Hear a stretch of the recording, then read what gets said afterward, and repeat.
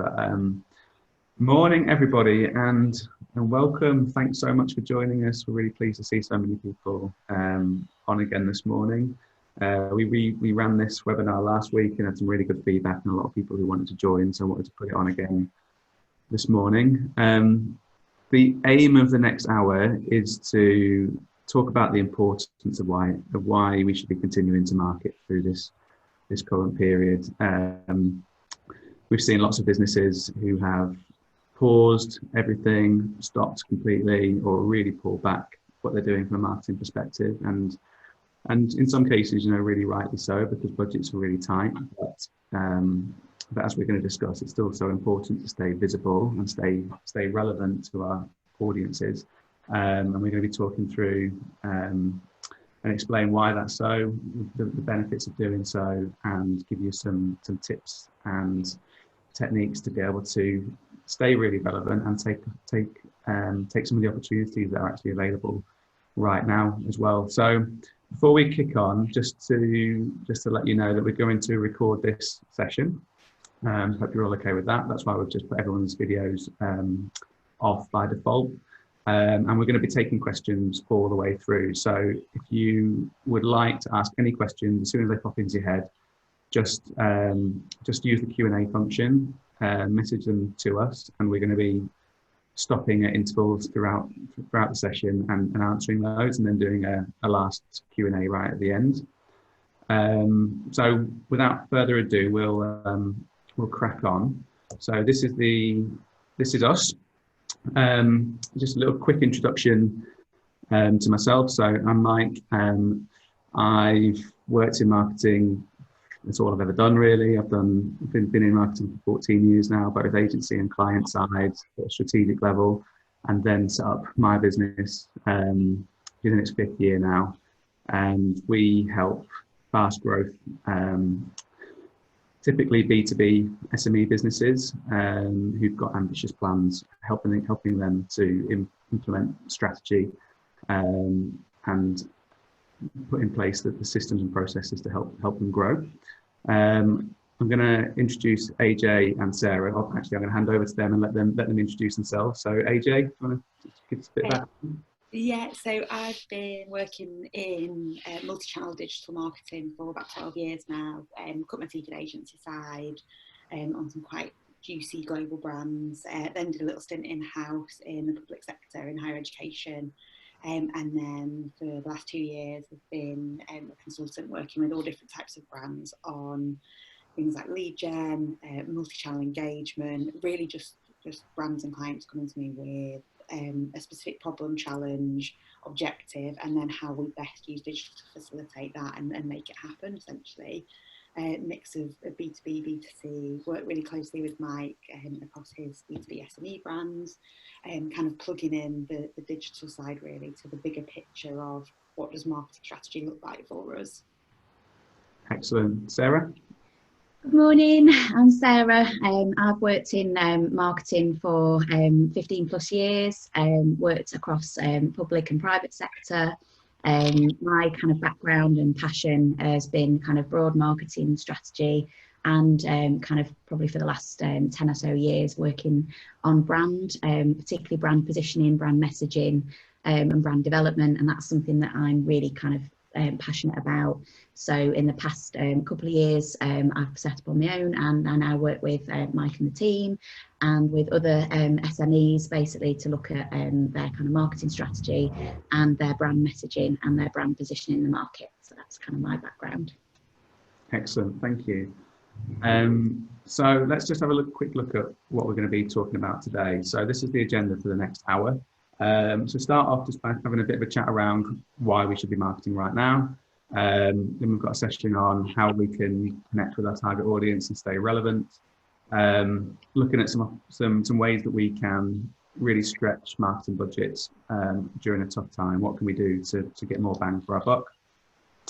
We're going to talk around some of the digital marketing opportunities, because there's lots of new ways that we can connect with our audiences in a cheap and efficient way, which AJ is going to be covering. And throughout this, we're just going to be talking around some examples of companies that are doing really well with their crisis marketing, that are really being unique and relevant and generating a lot of buzz and engagement from their target audiences. So, firstly, should we be marketing? It's a tough one at the moment. I think a lot of brands are really struggling with this, and it's something that a lot of our clients, it's a challenge for a lot of them. And we're seeing across the whole spectrum a lot of brands just literally pulling back, stopping altogether. And I suppose, you know, it's unless you're a brand that sells something that's really in high demand at the moment. If you're selling toilet rolls or pasta or online wine deliveries, it's a tough time for a lot of businesses, especially if they're service-based businesses in a B2B sector, or they're selling something which isn't an essential. It's a really tough time for people. All of us have gone through a state of panic over the last few weeks, moving into shock, moving into fear of the future. And I think now a lot of us are kind of in a bit of a lull, a bit of a acceptance of the current state of affairs, but it doesn't really put us in an ideal buying mode for anything that's non-essential. As business owners and as human beings as well, I think, you know, survival is kind of our core focus at the moment, just getting through this period, and trying to limit spend as much as possible. Don't need to elaborate on this too much, but you know, the forecast to the world economy is massive. It's been forecasted that it's going to be around $2.7 trillion and take up to a couple of years for this economy to recover. So nothing's going to change too quickly. But that doesn't mean that business has to stop. We still have to trade. We still have to keep going. And that's more than ever, it's going to force businesses to think about how they operate and think about their services that they're providing and how they can iterate that and improve it, and make it work in a new age, where everything is more digital than ever. So, you know, it's no wonder with that as a background that businesses are looking to cut back. A couple of stats here from e-consultancy from last week: 69% of organisations are seeing a drop in demand. So it's no wonder that businesses are cutting back. And more pointedly, I suppose only 14% of UK marketing campaigns are continuing as planned. And that's something that we're really seeing as consultants and with our own business as well. Our plan going into this year has effectively been ripped up. We've got to start again, and that's the same for most businesses. And I suppose continuing as planned is a bit foolhardy, really, considering the world's changed in such a great way. We need to be completely agile and completely rethink our plans and how we're going to connect with our audiences in this new world. You know, we all need to stay afloat. We all need to make tough decisions. We all need to cut our budgets where possible. But that doesn't mean that we should stop marketing altogether. It's so important to stay visible. A couple of reasons why. I think the first and the biggest one, which I'm going to come on to in more detail in a minute, is that it will prolong the pain that we're all feeling. If we become invisible now, if our brands completely disappear, if we stop connecting with our customers, it's going to take so much longer, and it's going to be so much more difficult to come out of this than it would be if we stay doing some targeted and really tactical campaigns. Current clients as well, those clients that are still engaging with us, if we drop off the face of the earth and stop being visible in any way, shape or form, it's really going to potentially damage our clients' confidence and trust in us. People quite quickly jump to assumptions, and if they see us go invisible, it can quite quickly affect their confidence in the viability of our businesses. Do they think that something's going wrong behind the scenes? Is that going to make them nervous about wanting to do business with us? They're just some of the questions that might be raised. And the same for our teams as well. Many of us have got teams that are out of business at the moment on furlough, or still working hard within the business. But if they start seeing us going completely invisible. They're going to be worried about what the future holds. They're going to be worried about whether we've got the ability to be able to come back and come back stronger and protect their jobs in the future. I think along those same lines, I've seen so many businesses that have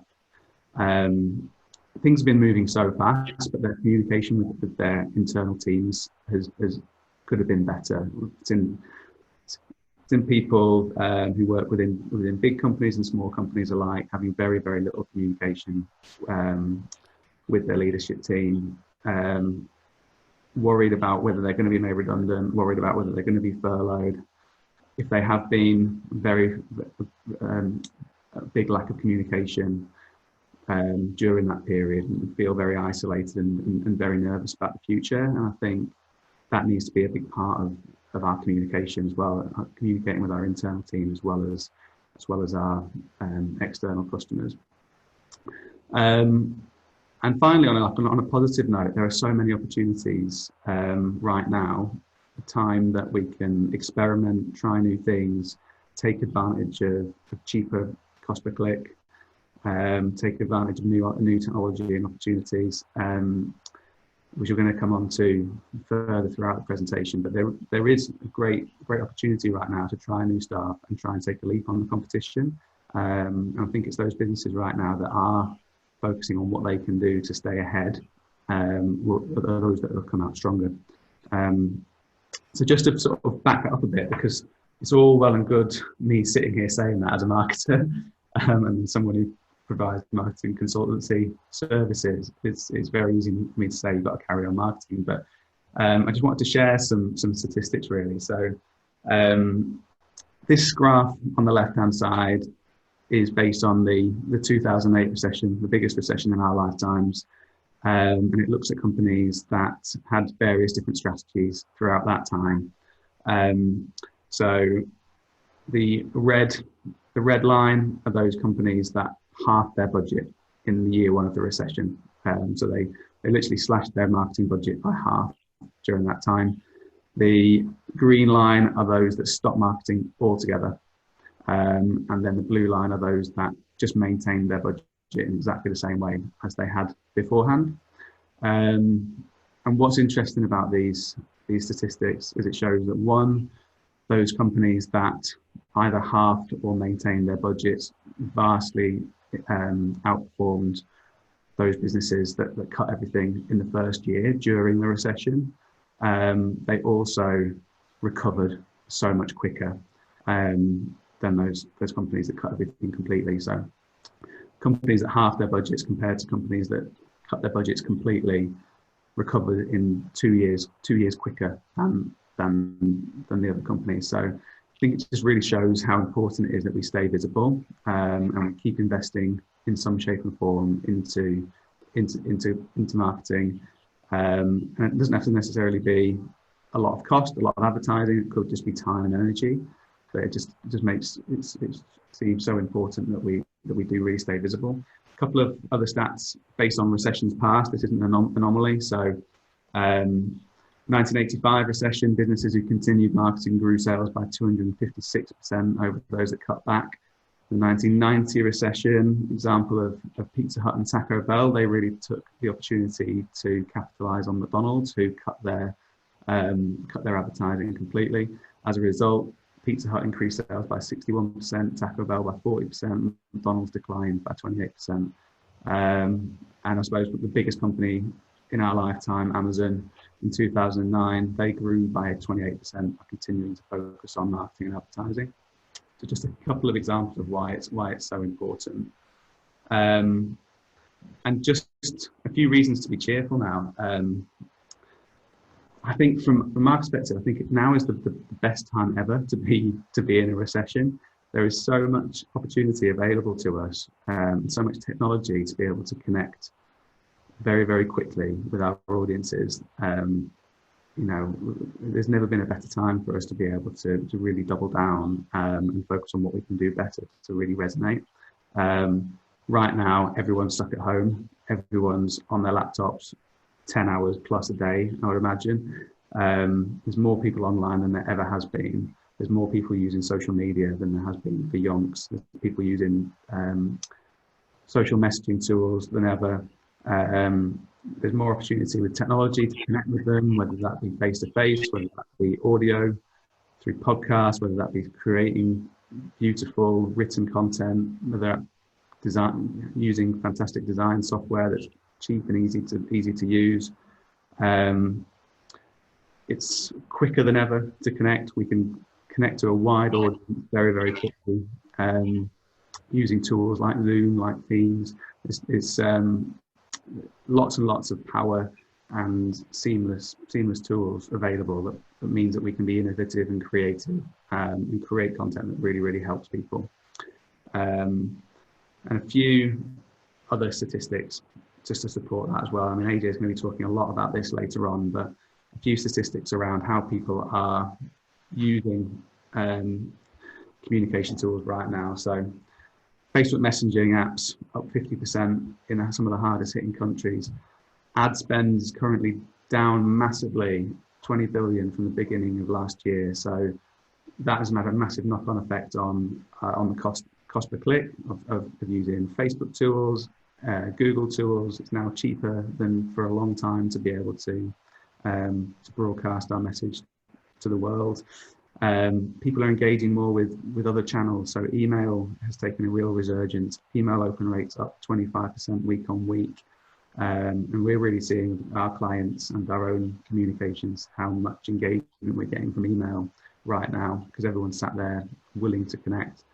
And like I say, loads and loads of new tools like webinars and podcasts that have been around for ages, but now people are really, really using more and more and trying to be more creative in what they're doing. So I won't elaborate too much more on these because it's going to be a lot of what AJ is going to be talking about later on. But I think what I just wanted to finish up with is just how much opportunity there is right now to stay doing some really, really powerful marketing. And just to sum up on messaging, a lot of our clients and so many businesses in the marketplace are really just focusing solely on COVID, and all their messaging is all around COVID. And what we've seen is lots of statistics on how that message is becoming a little bit overwhelming for people. People are getting a little bit sick of permanent COVID related content. They are looking now to the major news outlets for this information. Rightly so. I suppose at the start of this, every company wanted to share their take on it and to share some relevant content. But I think as the weeks have gone by, people have started to get a little bit exhausted by that. And unless we've got a really, really unique and relevant message to share on the topic that's slightly different to what's already out there, then we need to be a bit careful.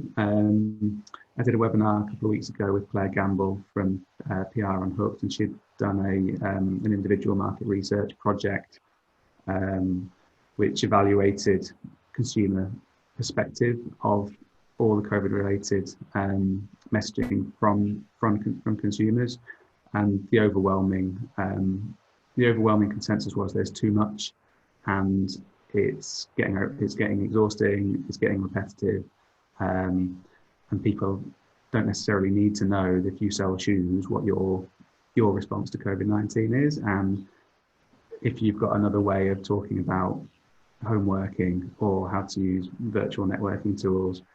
It's been done to death. It's not going to cut through the noise right now, so we need to be a little bit more creative and a little bit more relevant to people.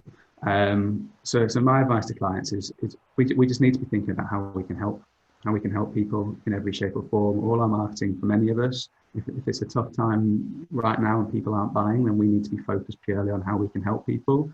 We need to offer as much value as possible and use all those tools and techniques I just mentioned to be able to just create. We've got the time finally to be really creative. We can create great video at home. We can produce podcasts. We can produce reams of fantastic written content. We can produce long form white papers, but visual assets, all sorts of different pieces of content to really help our audiences, and that's what we should be focused on. So we should be really focused on understanding what are the challenges that they're experiencing in our own individual sectors, and just devoting time to helping them with that, whether that be connecting individually, whether that be through creating great content, whether that be through broadcasting messages. Those businesses that are now devoting that time to really building that sense of community and really being that go-to authority in the market that's producing great, helpful content, are going to be those that are remembered in the long term. And this is all about playing the long game for many of us and building that great community behind us for when things do eventually get back to normal. So before we go into the next bit, which is really sort of feeds on the back of this, because Sarah's going to be talking about coming up with great common strategies. Does anyone have any questions that they want to raise now? Feel free to just drop in using the Q&A. If not, we'll carry on. Give it a second.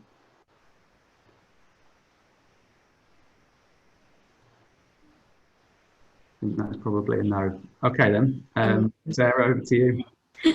We stunned them with stats and exciting opportunities. Awesome.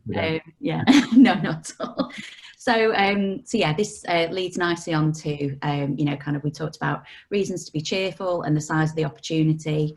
And I think something that I've reflected on was with that size of opportunity and the fact that there's a state of flux and uncertainty, carrying on with your marketing can feel very overwhelming. It can feel uncertain, and it can feel, you know, you're unsure whether it's the right thing to do. So first point that I wanted to kind of touch on was the fact that marketing is also known as communicating. And I think there's no doubt that at this time, communicating is so vital for individuals, for, you know, kind of our community, our networks, and for businesses as well. So one of the things that, you know, I wanted to share was something that businesses can think about in terms of using a hierarchy of communication needs to help build their foundations and plan their marketing content and marketing strategy in a really simple kind of building block form, with a focus on maintaining relationships. So again, simply looking at these different audience groups. If you start, like Mike touched on, with, you know, kind of your internal comms, your staff and your teams as a starting point, there are certain messages, you know, kind of crisis related, but also non-COVID related, that you'll want to share, that you should be sharing, that you should be communicating regularly. The same with clients as well, that need to kind of look at the different audience groups. What can you tell them? What can you share? What can you do to add value, to keep in contact and keep communicating? And then take that, you know, once you've looked at those two essential groups of staff, internal teams, clients, look at your wider network, your suppliers. And I think, you know, one of the things that really kind of stood out to me was, if you are in a situation where you're thinking, should I be marketing? You know, and you think, well, no, it does feel odd. Well, actually, it's more about communicating. You've got an awful lot to be going at just with those three key groups, and that's before you've looked at raising your profile, maintaining your profile, and adding value to the topics of conversation. So if you just start with those kind of three key audiences, you will not only be managing and maintaining your relationships, you'll also be coming up with ways of, like, kind of identifying what, you know, value you can add, what conversations resonate, you know, kind of what people want to hear, and then use them to maintain your profile in the wider network and your profile externally. Look at how you can constantly build on those conversations with staff, teams, clients and suppliers, to add value and to come up with new pieces of content. And then, you know, kind of the icing on the cake is then to kind of start being creative with that content. You know, take the conversations and constantly expand on them, build on them, and, you know, kind of turn them into something that you can use different kind of methods and platforms for, which I'll come on to in a couple of slides' time. So the next thing that I wanted to talk about when we're talking about your building blocks is your brand and your values, because I think another question that is hanging over a lot of businesses when the kind of question is raised, should we be marketing, is, you know, kind of how can it, you know, how can I be, you know, selling at the moment? It feels odd. It feels at odds with, you know, kind of what's going on in the outside world. And I think, any business, all businesses should have something really, really valuable to share. But the first thing that you should be doing is checking in with your brand and your values and really understanding that kind of tone and where you're pitching your contribution to the conversation. So I've just, you know, kind of put on the screen on the slide there, the BBC values, because this is something that kind of I feel really kind of hit home for me while I was reflecting on, you know, kind of good brand values. The brand values for the BBC were set back in 1922, I think, by Lord Reith. They're the Reithian values, and they are that all outputs should be there to educate, to inform, and to entertain. And I think in the, you know, current climate, I think those are, you know, quite nice values for any business to kind of have a bit of a reflect on, to see, you know, there's different ways and means and reasons to communicate. Obviously from a big news outlet like the BBC, to inform is going to be, you know, a super strong value at the moment, and it's one platform that we're all quite engaged with. But they're also not shy of saying, well, we also have a, you know, as part of our values, we have a duty to entertain as well, and that's okay. I think sometimes it can feel a little bit frivolous to say something that's not serious or that's not informing or educating. But I think, again, as we've seen, you know, kind of big brands like the BBC and smaller brands, which I'm going to come on to, have got a real value to add in terms of either entertaining or informing and educating. So if you're kind of checking in with your values, you understand what your brand stands for, and you know, kind of what your tone of voice is, then also being, you know, kind of mindful that if it's something that you stand for and you find useful, share it, because there is a high chance that others will too. You know, look at the topics, use variety. You can do time sensitive and topical content, but it's absolutely right to be still providing, you know, kind of evergreen content, i.e. content that's relevant at any time, if it's something that's valuable and it's true to your brand. If you're unsure about sharing, consult and converse instead, and, you know, switch it on its head. And asking is an alternative to posting. So if you're not wanting to talk at people, use your comms to more engage with people, find out what people want to know, and create a dialogue. And then you can also, when I've talked about the building blocks on the earlier slide, you can use those, you know, kind of key audience groups like your clients and your staff to turn that kind of TLC relationship conversation into content and take it that bit further. So for example, if you're creating content about your business and you want to support customers or clients, could you create content about them and showcase them, whether it's through guest blogs, through case studies, through testimonials. So once again, there's an awful lot of non, you know, kind of COVID-19 content and very valuable brand, you know, authentic content that you can be creating. I just wanted to come on to an example because I know it's really easy for me to sit here and say, well, the BBC as a major media outlet and a major brand have got great brand values. But there's an example that I wanted to share of a local business. And I think this is where it's like brands of all sizes can look at their brand values and kind of be really authentic and make them relevant and really add value. So local business here, it's not an online business, it's actually a physical business that's got 2 gyms, it's RMF Fitness. Their strapline is demand more of yourself, and at the moment their, you know, kind of their client base is the members that go to their physical gyms. They're just, you know, kind of Northwest business, 2 gyms, one in Manchester, one in Wigan. And their, you know, strapline is very relevant to people who are going in and training, demanding more of themselves in the gym and on the gym floor. And what they've done, I think, is really powerful, because they've taken time to understand their members. They've looked at the situation and said, you know, demand more of yourself in the current climate can actually be as much about being kind to yourself, giving yourself a break, doing things that are actually allowing you to rest, to recover. And with that in mind, they've kind of taken a message that, you know, has been, you know, kind of powerful for their business, you know, kind of in normal times, and made it really relevant and really engaging in a time where they're not actually able to run business as usual. And I think that's kind of resonated with a lot of their members. Well, I know it has, and it's been really powerful. Another business I wanted to share an example with you all is Helen Fleet, who you may be familiar with, who's doing a fantastic job of sharing some really complex and timely information in so many engaging and relevant formats with her audience and the wider network. And again, it comes back to you can see a really good example here of a business who, you know, kind of is looking at their audience building blocks, their foundations, thinking about you know, their brand and, you know, how they add value, and acting on that to kind of shape and share really relevant messaging.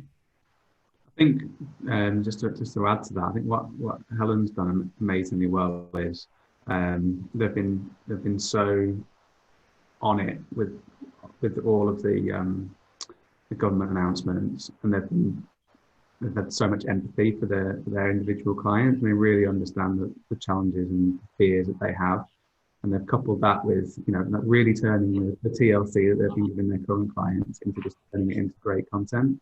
That's been really helpful to people, so much so that there's been quite a few instances this week where some of that has been ripped off by other accountants who've used it. A couple that have actually used it pretty much word for word, which is a bit naughty, but I suppose, you know, it's flattering that at least they're doing something really well. But I suppose they've also had so much due diligence with it as well. So there's been a lot of just content for content's sake being shared by a lot of businesses who think they've got an opinion on this, but not really backed up by anything. They've really spent the time and effort to make sure that every T has been crossed and I has been dotted to make sure that what they're putting out is quality and up to date and relevant. And that means that if something changes tomorrow, they'll redact it and share it again, make sure it's absolutely perfect.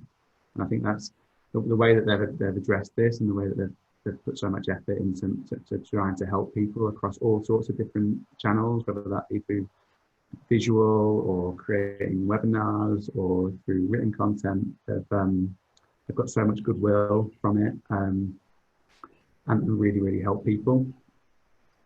Yeah, I think they and RM Fitness, actually, I think both examples as well, they've really echoed back to that earlier point you made, Sarah, about asking and listening to what people want. They both just nailed that, I think. They've really understood their target audiences. They really understood the frustrations, wants, needs, desires, fears, and then catered to that. Because I think, you know, Helen's put out loads of really useful resources for self-employed, company directors, etc. And with RM Fitness, you know, I know they've been sending their members a daily workout. They've been putting Instagram lives up, and they're not the only ones. You know, there's plenty of others out there doing it. But I think that just taking a little pause and not just sort of, I don't know, conveyor belting out your content, and they've really thought about what do our people want, what do our target audiences want, and they've both catered to that just kind of perfectly, really. Yeah, great job. That links quite nicely to a question that we just had from Stephen. How do you know the business you had before is a business that will be wanted afterwards with people's behavioural changes? Therefore, is it worth spending money, time, and energy on the unknown? I suppose that links quite nicely to this, in that I suppose now's a great time to be using our marketing channels to ask those questions, to try and understand more about what our clients actually want. Do they want the business in the way that we're currently delivering it, or is there something else that they want? Is there some ideas that we can get from them now to help us iterate what we're doing, do it in a different way, be more connected? Is there ways that we can really understand their challenges right now to be able to create really compelling content that's going to help them? So I think, Stephen, if that's where you're at with it, and you're wondering whether there is going to be a business at the end of this, so just use this as an opportunity to experiment as much as possible and try and get as much information from your customer base as possible, to help inform any future decisions that you're making. And you can use this time to test new ideas, test different ways to market the product, test different ways to deliver it, to see what sticks. And I think there's a lot of businesses doing that right now. We're adapting the way that we're going to be delivering our products, and so many businesses are looking at how they can digitize what has usually been a face-to-face service or something that requires people in-house. I think those businesses that are starting to work on that now I'd be the ones that come out of this stronger and quicker than those that take too much time worrying about whether they can continue delivering business they had 3 months ago. Yeah, I think something that, you know, is a double win, double whammy with that is this is an opportunity, as you know, kind of we touched on, to test, to look and to try things and to engage. But also by doing that, if you look at those, you know, audience groups and your building blocks, and you come from a relationship base, you'll be doing it with your customers and your brand followers on side.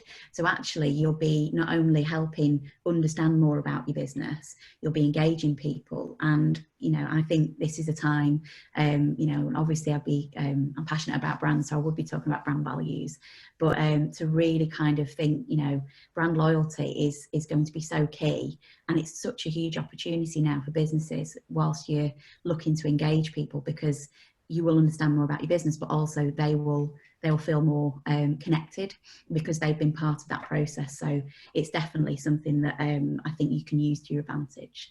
And I think, you know, kind of just touching on understanding your audiences, that was kind of something that I think again is part of this opportunity, and something that you should be definitely paying attention to. I know we keep coming back to, don't just carry on churning and talking at people.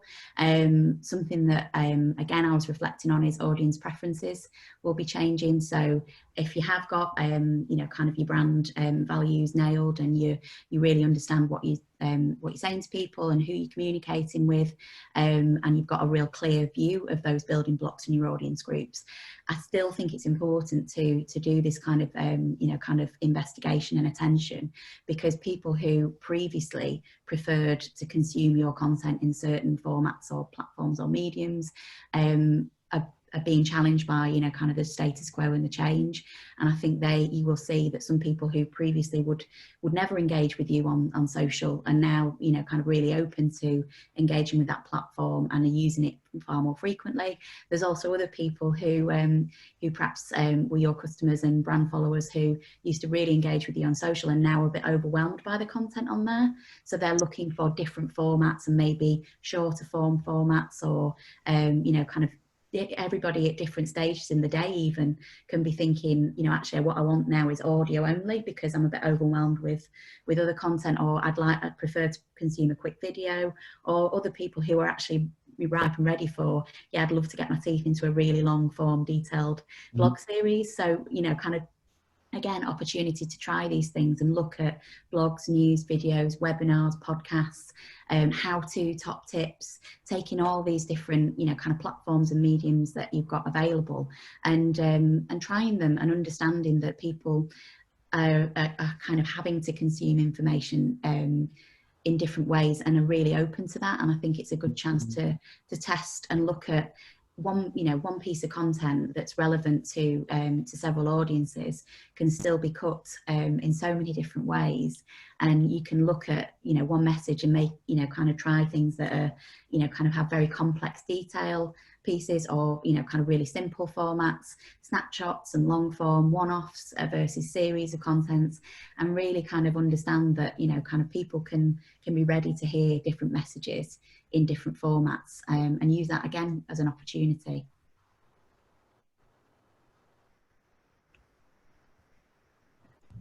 So unless there's any questions on that, I think that's kind of a summary of kind of what I see as the brand opportunities in messaging. Great stuff. AJ? Yeah, so it's not all doom and gloom. I think as kind of Mike and Sarah both touched on, there's a lot of opportunity there, and I think as long as you've got a bit of a healthy dose of realism as well and perspective, I think that optimism is a good thing to hang on to. I think there are plenty of opportunities. There are ways you can diversify. It's a really good time to trial, test, etc. But yeah, there's some great opportunities. You know, 44% of users are spending more time on social media platforms. That figure's around 23 UK based, 44% globally. 45% of users are spending more time on messaging platform. And that includes Facebook Messenger and WhatsApp, etc. But some of those have an opportunity for brands to advertise as well. So that's an interesting one to keep in mind. I think Mike touched on this, but users are increasingly craving less COVID-19 content, and are being more picky about where they get that content as well. So like the shoe shop example Mike gave earlier, you don't need to be the kind of advisor on COVID-19 if you're, a restaurant, a legal services provider, etc. Leave that to the Sky Newses, the BBCs, the trusted sources of the world. What we were seeing sort of mid-March or early to mid-March was a real increase in users searching for COVID-19 related content, and a bit of a decrease pretty much exclusively across most sectors. What we're now seeing from the end of March through into April is a steady increase in the trend for users searching for more normal things, I guess is the best way to put that. Across all my search and social clients, when I use Google Trends, everything's going back up again, particularly the things that people naturally put off. So you'll all have, I've got a massive to-do list of things that are important but not urgent, both work-wise and personal life-wise. I've seen a real increase in those kind of things as well. And there just seems to be a really sort of natural human craving for connection and community, because on the main we're all at home with our kind of immediate family, and that sense of community, sense of belonging, sense of engagement. I think there's a bit of a sort of movement towards being kind and being part of something. So again, I think that can really be, in a non-cynical way, capitalised on.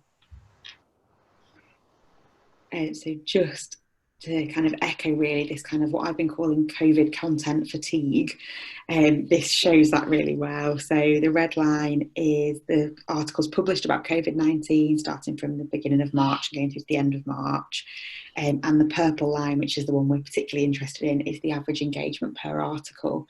So you can see at the end of March, if you look where the last green bar is, it kind of peaked and then it starts to just fall off a cliff. So again, yeah, the COVID-19 content fatigue, as I've been calling it, so that just kind of illustrates what all three of us really have said. So what are the opportunities for specific platforms? So I've split this down into different platforms, different silos. Typically, I would never recommend that you silo your digital marketing activity, or indeed any of your marketing activity, but just in the interest of the fact we're delivering a webinar, and just so it's kind of easy, digestible, bite-sized chunks. But what I would kind of caveat that with is just look at your marketing and your digital sort of more holistically, and particularly going back to what Sarah was saying about getting a bit more bang for your buck and making your budget go further. If you're creating a piece of content for an email for current clients, where could you reformat that for some paid LinkedIn? Where could you use it organically on social? Where could you create web content from it? But for kind of the purpose of just really drilling down into these opportunities, I've split this into different platforms. So as Mike said, for paid search, ad spend is down, which the positive side of that, if you're not Facebook or Google, is that the cost per clicks are on the decline. Mid-March, I saw across kind of the brands that I work on a real decline. It's sort of leveled out a little bit now, but all of my clients, I would say, are delivering a lower cost per click and a lower cost per acquisition than they were pre all this. So really positive. Good time to, if you've not tried paid before and you want to, it's a really good time to do it, because it's a bit lower risk, depending on the type of business you have. It's the perfect time for top of funnel activity if you're a slow conversion lead time business. So what I mean by top of funnel is the kind of research phase. So how do I, can I, where do I, what do I, those types of searches. If you've got a product that takes a long time to convert, or a service that takes a little time to convert, it's the perfect time to hit those users at the moment, because everyone's got that little bit more time. They're going through those important but not urgent to-do lists. So it's a great time, I would say, to do some of those. This graph just to the right really illustrates that. The dark blue line it's for a niche private healthcare provider. They work in a very specific area of health, and sort of what we refer to as kind of manageable disease, so things that people just live with. And you can see there from the graph, this is a Google Trends report, and you can just see how you can kind of pinpoint really when everyone got sent home, to be honest, because the search really goes up for it, and it's part of that kind of feeling of, oh, I'll get all those must-do jobs done. Yeah. So great opportunity if you're that kind of business. I'm doing just that, I suppose, at the moment. There's so many things on my to-do list that we want to improve, both like in the home, but also within the business. And loads of that, those research questions going on, trying to find the best piece of technology to do what we want to do, or find the answers to questions, things that we want to improve. So yeah, I can see why that would be the case for everybody at the moment. Yeah, and I think, like you say, the time for people who are researching are, kind of absorbing and consuming information. I know it can feel a bit difficult for businesses if they're thinking, well, people aren't ready, they can't buy my services right now. But I think we all, kind of have seen examples where we've really engaged with brands because we're doing that research. We've seen a brand that we go, actually, I really like the look of how they're doing it. And as soon as I can use that service, so it may be that you're almost like kind of putting them on your, this is somebody who I can't wait to buy from. And I'm sure, kind of we can all think of businesses that we've come across that we hadn't have done before when we're doing that research, and we kind of pin them and think, right, they're doing it well, and I really like what they're doing, and I'm looking forward to buying from. That's a really nice position to try and build into your funnel.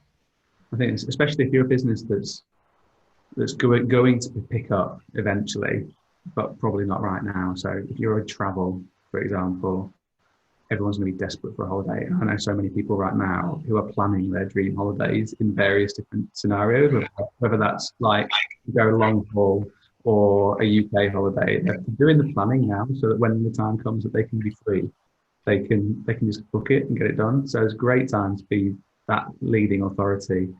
If you're in the travel industry, the same, I suppose, if you're in recruitment, and things are going to pick up in that sector when we start going back to work. So laying the foundations now to try and generate as much engagement and as much visibility for your brand as possible is how you're going to be the one that capitalizes on it in a few months' time. Yeah, and making sure that you're then backing that up with some strong retargeting, email marketing, and that you're really working that funnel. Yeah. And another thing that I thought was quite interesting was 52% of Twitter survey respondents agreed that seeing ads and hearing ads gives them a sense of normality. I've had tons of conversations with brands we work with around, is it a bit cynical for us to advertise? Is it a little bit morally wrong? And actually, that stat really stood out to me when Twitter published the survey last week. Because I sort of like that. It makes me feel quite cozy and warm about what we do, particularly with paid search, because it's so kind of functional, it's so transactional. But actually the fact that just seeing normal ads for normal things kind of is giving people a bit of comfort, I think that's quite interesting. So yeah, don't be off thinking, oh, will it affect brand image? Because provided you're not putting out anything super insensitive, it's highly unlikely it will. Yeah. And being there sends a brand message as well. So I think Sarah touched on that earlier, and I think Mike as well, actually. If you're not there, there's those questions around, has something gone wrong? Are they still trading? But actually on the flip side of that, if you are there, it just sends a really strong message that you're thriving, that you're still servicing clients or customers, and that you're in a position to take on new as well. So I think that's quite interesting.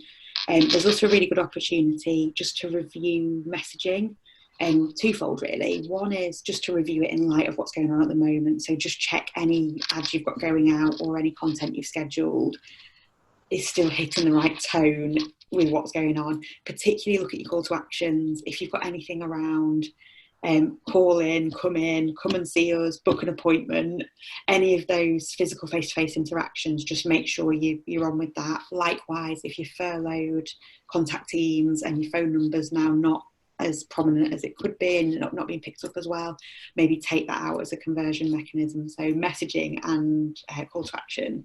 And then the other side of it, which is more going back to what Sarah said at the top of the webinar around your brand values, review messaging in light of that. It's a great time just to take stock, sit back, check that the content you've put out is who you want to be as a brand. So there's kind of a very tactical, immediate need there of don't offend anyone and don't put things out that are false, like come and see us. And then there's that more holistic, more strategic need of actually this is a good time to review who you are as a business. Definitely.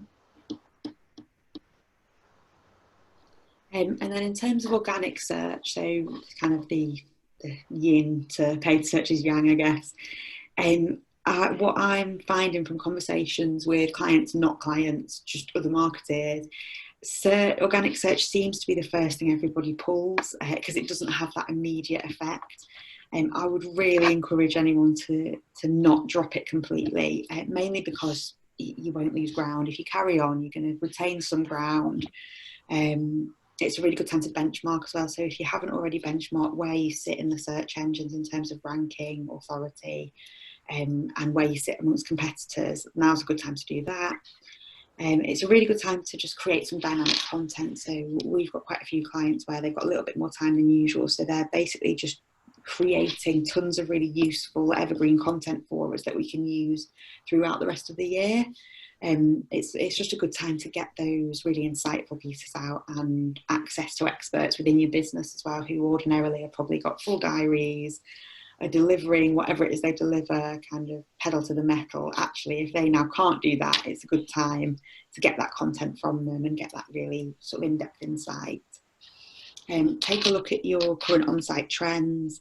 So look at what search terms people are using to access the site, what the popular pages are, where are users dropping off the site, where are users really hyper engaged with the site, and use that as a bit of a guide for any activity you're doing. And then just one final thing on organic is just to look after your mobile traffic. It's really precious. The graph at the bottom here is a B2B brand, and that's their desktop traffic from the beginning of March throughout March, and you can just see tons of desktop and then just completely drops off. And the bit you don't see of that is that actually it's plenty of mobile that people have then accessed.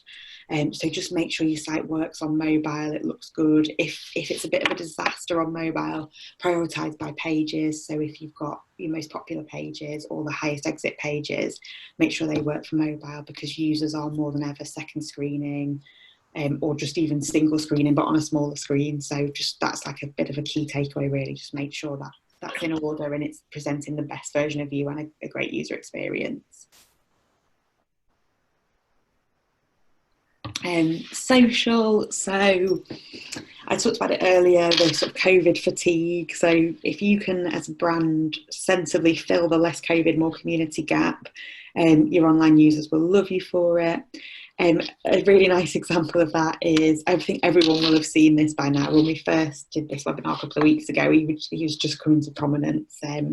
But yeah, Army veteran Tom Moore was, before he turned 100 at the end of this month, was wanting to do 100 laps of his garden to raise money for the NHS. He's now raised, I think, is it 25 million? Crazy. It just goes up in a second. So no idea where we're up to now. Yeah. I know when we put the slide together, it was about 800,000. Yeah, because he wanted to raise £1,000. So he, and I think because of the timing of this, I think that's why it's got legs. So I'm not suggesting you all go and run around your gardens 100 times, but I think it really taps into that. People want that sense of community, that sense of usefulness. They want good news, human interest stories. So if sort of showing the human side of your brand has been something you've shied away from a little bit, or more likely senior teams have shied away from a little bit, I think now more than ever is the time to kind of take that risk, take that jump and do a bit of that, because from what I'm seeing kind of globally and also just on a micro level of the brands I work with, users want it. It's the top engagement pieces. Most of the brands we work with is when it's a human interest piece. Yeah. Obviously this is a very extreme version, but just think about in your own businesses and brands where the human interest stories lies. What are your people doing at the moment? How are they working differently? How are they staying sane even? Yeah. Really good opportunity to make the most of the additional screen time, exploit less competition for paid. Again, review your pre-scheduled content. So as with the paid search we touched on, again, any social, by now you should be well into your kind of second month of if you do pre-schedule, so you should be on it, but if you're not, just make sure you're reviewing it At one point we were doing it daily for our clients, or even half daily. I'd say now probably just weekly would suffice, unless there's any extreme changes.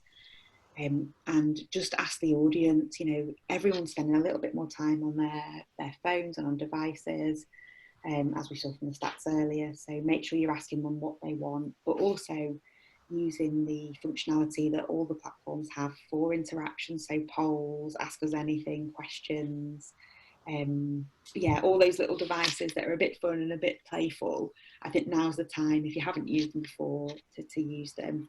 We're also seeing a big increase in brands using, well, people generally actually using lives and stories as well. So using those functionalities to digest maybe slightly different types of content. A really interesting example with a client last week who sent out a completely anonymized survey to their whole list, just literally trying to gauge people's feelings about how they're dealing with the current situation. That business is in recruitment, so it's obviously really, really topical to understand how people are feeling around either being at work or being furloughed or being made redundant, etc. But it's had so much interaction with that, I think, more than ever than we would have expected. People answering a survey, but people are so ready, I think, to share at the moment, and they want to be engaged, they want to be entertained, they want to share how they're doing at the moment. This is a great time to be able to do some really powerful market research and use that information to create really great content as well.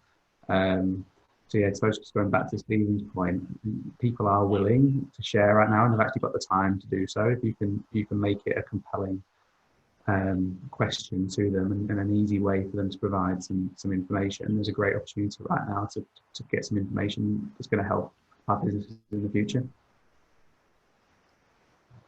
Absolutely. So what you should be sharing, I think we've probably said this quite a bit now, but just be useful, be unique, be interesting. Don't just jump on the bandwagon of churning out content via social and via any platform, really. There's also a really good opportunity for some hyper-targeted paid activity as well to support your social, because of all the reasons we've kind of mentioned around reduced cost per click and reduced competition. Just here is a social client who's done some paid similar spend. We've made some tweaks to their targeting in light of what's going on in the world at the moment, and you can see there all the key metrics are up. So there is a good opportunity there, I think, to maybe do something slightly differently to what you've done before, and really think about who your core audience should be and serve them some really useful, unique and interesting content, amplified with a little bit of paid. Yeah. And then how you should be sharing it. This is kind of a bit of a rule of thumb rather than a absolute list to live and die by for social content, because every brand's different, every tone of voice is different. And quite interestingly, 93% of Twitter survey respondents in the survey I mentioned earlier agreed that brands shouldn't just stick rigidly to their usual tone of voice. I think I would caveat that with, I'm not confident that all of the respondents will have understood what tone of voice is. So I think that tips a little bit into content there, I would say. So I think the mood is, though, don't just plough through business as usual with your social, pick up on the sort of nuances of the current mood globally, the current mood more locally, and think about the range of content and the way you deliver it. There's been a 27% drop in, this is ads specifically, but I'd imagine it's across organic as well, of models displaying human interaction. So that's a brand decision that brands have taken, probably a bit of a knee-jerk reaction of, don't show people hugging, don't show people interacting face-to-face. But actually, as we've seen throughout this webinar, that's what people are crying out for. They want that human connection. So don't just make that knee-jerk reaction of, we can't show any people in groups. Generally the population are relatively intelligent and will understand that that's a post-COVID world, pre-COVID world sort of aspiration imagery, not you're suggesting they all go out and run around in a park together. Split test as much as you possibly can. This is not a COVID world specific recommendation. This is kind of one to live and die by with your social content. So test your types of imagery, test your wording, test your phraseology. stories and live on that we already talked about, and just really maximise your opportunities for interaction. You know, you've got a bit more time, hopefully users have got a bit more time, just really ramp up that interaction. I think just to add to that on the paid topic, I think a lot of small businesses are very hesitant to do paid social. But I think at the moment we're seeing so many businesses being really creative and you know putting on webinars and creating podcasts and sharing great content and stuff, but they're getting a little bit stuck in their echo chamber of the people who already follow them, who might not always be the target audience. It might just be great people within their community and their network, and to really get the best effect from trying out these new opportunities. If they're going to put on a webinar, for example, to a specific target audience, they need to get that in front of the right people. There's no point just putting it onto our same community all the time. We need to try and get it out to the people who want to do business with and try and engage a new audience. And that's where paid really comes into its own, doesn't it? Whether that's through LinkedIn or through Facebook ads or through Google ads, it's ways that we can try and get that in front of the right people. Doesn't have to be that expensive either, does it? It can be quite specific. Yeah, and I think that's the key. I think the temptation sometimes is to either do nothing, or particularly on Facebook, just boost a post. Yeah. And that's probably as bad as doing nothing. I think where you really see the gains is that targeted, you can build pretty much your ideal client as an audience and then get it out to them. You know, we're even doing that with our own business and with our own offering, aren't we? Where we're going, right, we need to kind of set this up now and go out directly to the people we want to target and our kind of almost dream client list, really, aren't we? So I think, yeah, there's an opportunity there, but you need to use it sensibly, and then it can be really cost effective and the ROI can be fantastic on it. Yeah, exactly. Fab. And then just one last thing really on digital. Obviously we've talked a lot about kind of attraction and engagement, but then once you've moved a user along when we talk about the sales funnel, it's really important that you just make everything count. Every interaction generally is kind of worth, you know, it's really important to your business, but I think particularly at the moment when you may be finding you're getting fewer leads and fewer interactions and a bit less engagement and less people wanting to take your business forward, it's just even more important. You've probably seen a sales funnel that looks a bit like this, like a carrot. This is probably more realistic to what you actually experience in your businesses. I know we experience that in our businesses. So really just make sure that you're really working that funnel more than ever. So if you've got trigger activity, automated activity that goes out once a lead comes in, just take some time to review it. Is it still working as hard as it can be? Have you plugged in some retargeting via ad platforms so that once someone's been to the site, you're then reserving them messaging, particularly if you're in something like travel that Mike picked up on earlier.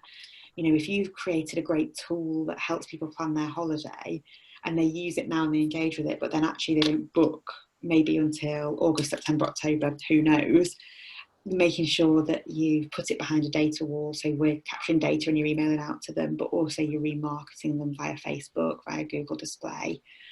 So just kind of, this is a really nice diagram actually, it's not one of ours, but just look at all those phases of awareness, valuation, intention, purchase, and just make sure you're hitting all of those. And then just one last point on that funnel, really, email's really coming into its own. It kind of was anyway. I think we found with all the brands we worked with last year, email was a real winner for them. It was a real success story, but particularly over the last few weeks, global retail email open rates are up kind of by a quarter. But before you send, just ask yourself, is it necessary? Is it relevant? Is it useful? I'd probably say, is it unique as well? Add into that, actually thinking about it. And is my data set compliant? And if you tick all those boxes, I'd say send it. You know, now's the time, really. Get those users back in, get those current customers and clients re-engaged, get lapsed customers and clients re-engaged. And it's a great opportunity to interact and engage and share your knowledge and expertise with any of those new leads as well. So yeah, email's a big tick at the moment.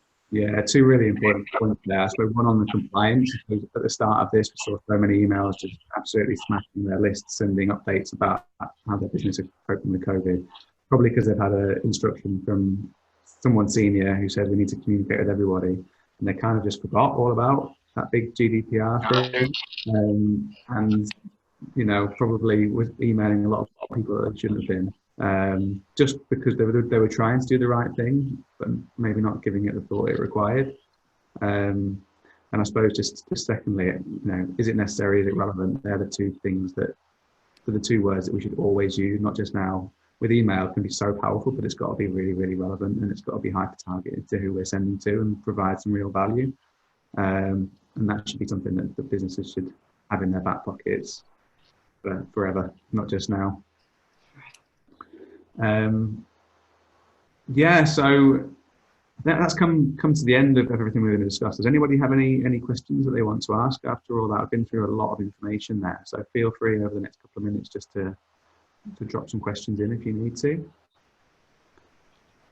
While anybody's thinking about that, I just wanted to sum up and talk about what else we should be doing now. So this session has been mainly around how to cope with the next few months and stay relevant. But for me, the biggest opportunity is how we're going to come back stronger from this. You know, with this, we've got so much time now to kind of think about how we can reimagine our businesses and reinvent how we work.